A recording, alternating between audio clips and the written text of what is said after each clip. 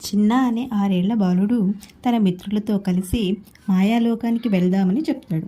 అక్కడ గుహలోకి వెళ్ళగానే ఒక ప్రకాశించే రాయి కనిపించింది. ఆ రాయిని తాకగానే వారు విచిత్రమైన లోకానికి వెళ్ళారు.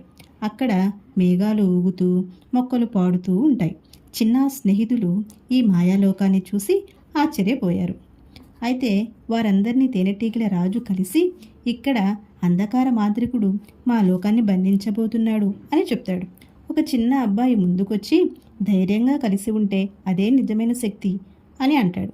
వాళ్ళందరూ కలిసి మాంత్రికుడి నుండి లోకాన్ని కాపాడే కథలోని మాటలు చదువుతూ అంధకారాన్ని తొలగించి మాయాలోకాన్ని వెలుగుతో నింపుతారు.